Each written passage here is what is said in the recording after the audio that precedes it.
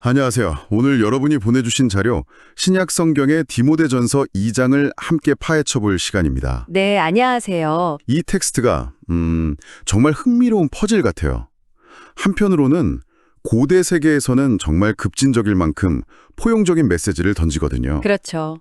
하나님은 당신을 핍박하는 로마 황제까지 포함해서 모든 사람이 구원받길 원하신다. 이런 말이잖아요. 네네. 그런데 바로 그 다음 순간 공동체 안에서는 누가 말할 수 있고 누가 조용히 해야 하는지에 대한 아주 엄격하고 오늘날에는 논쟁적인 규칙들을 제시해요. 맞아요. 오늘 우리의 미션은 이 두 가지, 그러니까 급진적인 포용성이랑 엄격한 위계 질서라는 서로 좀 어울리지 않아 보이는 생각들이 어떻게 이 짧은 글 안에서 공존하는지 그 속을 들여다보는 겁니다. 맞아요. 그 퍼즐을 풀려면 당시 시대적 배경을 먼저 이해하는 게 중요해요. 아, 배경이요? 네. 이 편지가 쓰일 당시 초기 교회는 지금처럼 안정된 조직이 아니었거든요. 아, 그렇겠네요. 안으로는 온갖 새로운 사상들이 막 들어와서 혼란을 일으키고 있었고, 밖으로는 거대한 로마 사회로부터 저 이상한 집단은 뭐지? 하는 그런 의심의 눈초리를 받고 있었죠. 그러니까 이 글은 단순히 개인에게 보내는 조언이라기보다 그런 내외부의 혼돈 속에서 우리 공동체는 이런 모습이어야 한다는 일종의 질서를 세우려는 절박한 시도라고 볼 수 있어요. 아, 그러니까 일종의 생존 전략이자 정체성 확립 가이드였군요. 좋습니다. 그럼 그 첫 부분부터 한번 보죠. 네. 1절을 보면 모든 사람을 위하여 간구와 기도와 도구와 감사를 하되 라고 시작하는데요. 간구, 기도, 도구, 감사. 이렇게 기도를 4가지로 나열하는 게 좀 인상적이네요. 모든 스펙트럼을 다 사용하라는 그런 강조로 볼 수 있어요. 간구는 이제 내가 필요한 걸 구하는 거고, 기도는 좀 더 일반적인 대화, 도고는 다른 사람을 위해 대신 기도해주는 중보기도, 감사는 말 그대로 감사하는 거죠. 아, 핵심은 생각할 수 있는 모든 방법을 동원해서 생각할 수 있는 모든 사람을 위해 기도하라. 바로 이겁니다. 그 대상의 범위가 정말 중요하죠. 바로 그 지점이에요. 2절을 보면 기도해야 할 대상에 임금들과 높은 지위에 있는 모든 사람이 포함돼요. 네네. 솔직히 이건 좀 이상하게 들리기도 해요. 이 사람들은 언제든 기독교인들을 박해할 수 있는 권력자들인데 그들을 위해 기도하라니요. 이게 그냥 우리 좀 괴롭히지 말아주세요 하는 그런 소극적인 바람이었을까요? 그렇게만 보면 좀 이기적으로 들릴 수도 있죠. 네, 맞아요. 우리가 고요하고 평안한 생활을 하려 함이라는 그 구절 때문에요. 하지만 텍스트는 곧바로 그 차원을 뛰어넘습니다. 아, 그런가요? 왜 그들의 평안을 위해 기도하는 게 중요하냐? 4절에서 그 이유를 밝히죠. 하나님은 모든 사람이 구원을 받으며 진리를 아는 데 이르기를 원하시느니라. 여기서 모든 퍼즐이 맞춰져요. 아, 연결이 되네요. 그러니까 우리가 평안한 삶을 원하는 건 단순히 우리 자신만의 안위를 위해서가 아니군요. 바로 그거예요. 이건 초기 기독교의 놀랍도록 실용적인 전략이었어요. 전략이요? 네. 사회가 불안하고 정권이 교회를 탄압하면 복음을 전하고 공동체를 키워나갈 수가 없잖아요. 아, 그렇죠. 즉, 권력자들을 위한 기도는 사회적 안정을 확보하기 위한 수단이고 그 안정은 모든 사람을 구원한다는 더 큰 목표를 이루기 위한 필수 조건이었던 거죠. 우와. 기도를 통해 세상을 바꾸려는 아주 적극적인 사회 참여 방식으로도 볼 수 있어요. 기도가 단순한 개인의 소원 빌기가 아니라 공동체의 미션을 위한 전략적 행위였다. 와, 이 관점 정말 흥미로운데요? 네, 그리고 모든 사람이라는 단어가 3절, 4절, 6절에서 계속 반복해서 나오잖아요. 네. 이건 정말 의도적인 강조인 것 같아요. 네, 아주 강력한 강조죠. 당시 사회는 유대인과 이방인, 로마 시민과 노예, 남자와 여자 사이에 넘을 수 없는 벽이 있었어요. 네. 그런데 이 텍스트는 그 모든 경계를 그냥 허물어 버리는 거예요. 하나님은 한 분이시고 중보자이신 예수 그리스도도 한 분이시다. 그리고 그는 모든 사람을 위한 속전으로 자신을 주셨다. 속전이요? 네. 여기서 속전이라는 건 노예를 해방시키기 위해 치르는 몸값이잖아요. 아, 예. 예수가 치른 몸값은 특정 민족이나 계층이 아니라 인류 전체를 위한 것이었다고 선언하는 거죠. 이보다 더 보편적이고 포용적인 메시지는 찾기 힘들어요. 와, 좋습니다.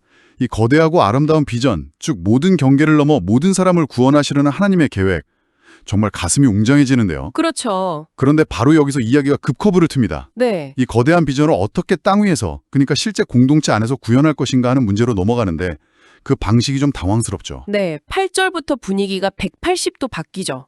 거시적인 신학에서 미시적인 생활규범으로 초점이 옮겨가요. 먼저 남성들에 대한 권면이 나와요.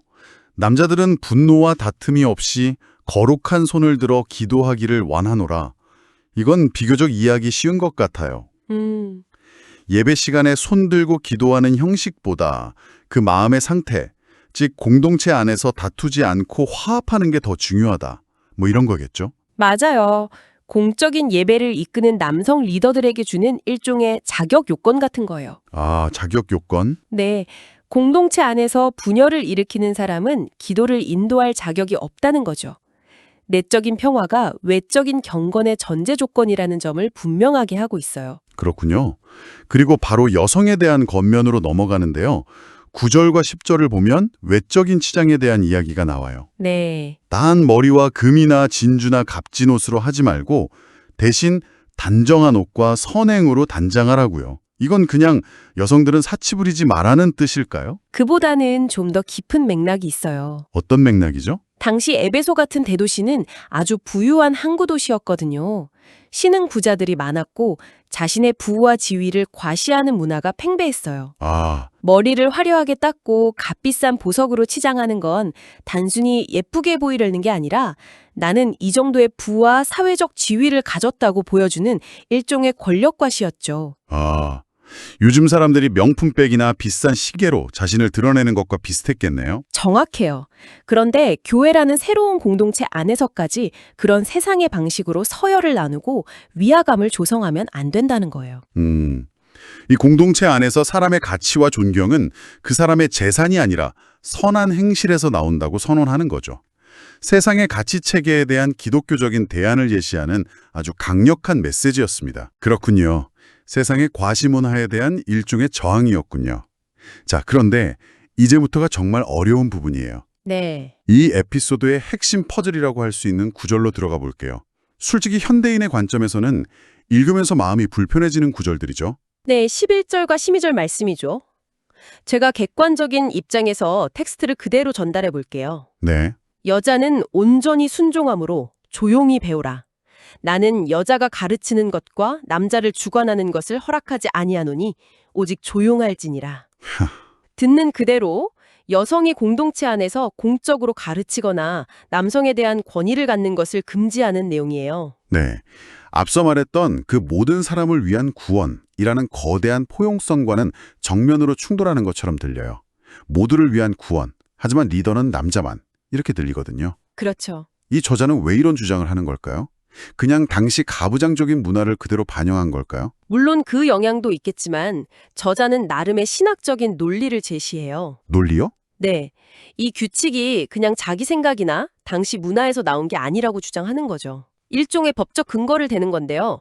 그 근거로 창세기 이야기를 가져옵니다. 창세기요? 아담과 하와 이야기 말이죠. 맞아요. 13절과 14절에서 두 가지 이유를 들어요. 첫째, 창조 순서. 아담이 먼저 지음을 받고 하와가 그 후며. 둘째, 타락의 책임. 속은 것은 아담이 아니라 여자가 속아 죄에 빠졌다. 저자는 이 두 가지를 근거로 남성이 여성보다 먼저 창조되었고 여성이 먼저 유혹에 넘어가 죄를 지었기 때문에 공동체 내에서 여성이 남성을 가르치거나 주관하는 것은 창조 질서에 어긋난다고 주장하는 거예요.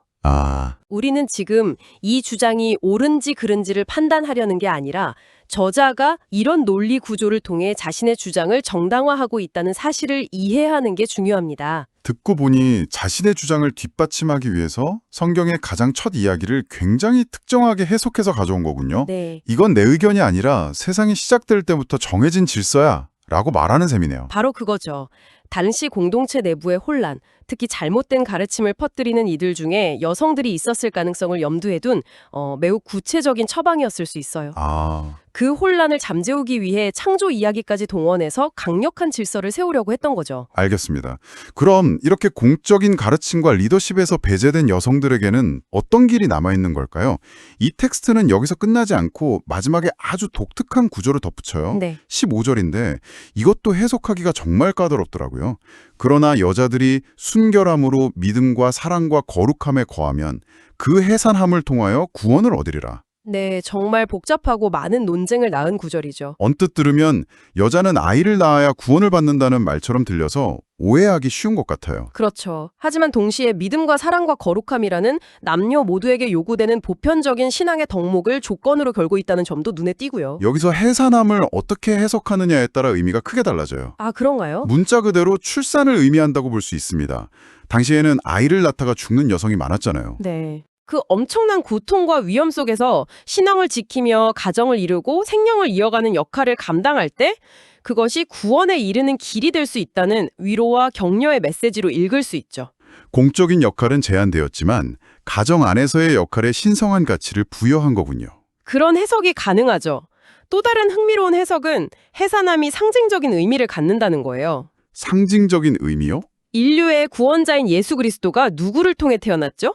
바로 여성의 해산을 통해서였잖아요. 아, 즉, 여성이 비록 공적인 가르침에서는 배제될지라도 구원의 역사를 가능하게 한 생명의 통로로서 아주 중요한 역할을 감당했다는 것을 암시한다는 해석도 있어요. 그렇군요. 어떤 해석이든 이 구절은 앞선 제한 조치에 대한 일종의 대안이자 긍정적인 역할 제시로 볼 수 있어요. 이 길은 막혔지만 저 길이 열려 있다고 말해주는 셈이죠. 자, 오늘 디모데전서 2장을 쭉 한번 훑어봤는데요. 오늘 나눈 이야기들을 정리해보면 이 짧은 글 안에는 거대한 우주와 아주 작은 방이 함께 들어있는 것 같아요. 아, 재미있는 비유네요. 처음에는 모든 인종과 계급, 성별의 장벽을 무너뜨리는 모든 사람을 위한 구원이라는 우주적인 비전을 제시하다가 갑자기 시선을 돌려서 2000년 전 어느 작은 공동체의 예배 질서를 위해 누가 어디에 앉고 누가 말해야 하는지를 정하는 아주 구체적인 규칙들을 나열하죠. 맞아요. 그래서 제가 이 본문을 관통하는 핵심 키워드를 꼽으라면 보편성과 특수성 사이의 팽팽한 긴장감이라고 말하고 싶어요. 보편성과 특수성. 네. 한편으로는 시대를 초월하는 보편적인 진리, 즉 모든 사람을 향한 하나님의 사랑을 이야기해요. 다른 한편으로는 특정 시대, 특정 문화라는 특수한 상황 속에서 공동체를 지키기 위한 아주 구체적인 지침을 내리죠. 이 본문을 읽는다는 건 이 둘 사이의 긴장 관계 속으로 걸어 들어가는 것과 같아요. 보편적인 진리와 특수한 상황 속에서의 적용. 그 둘을 어떻게 연결하고 해석하느냐에 따라 이 텍스트의 의미가 완전히 달라지겠네요. 그렇죠. 그럼 마지막으로 이 질문을 여러분께 던지면서 마무리하고 싶습니다. 이 글은 2000년 전이라는 특수한 시공간에 뿌리 내리고 있습니다.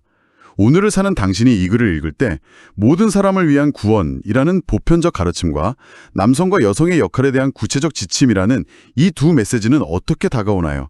서로 조화를 이룰 수 있다고 생각하시나요? 아니면 하나는 취하고 다른 하나는 그 시대의 한계로 남겨두어야 한다고 보시나요?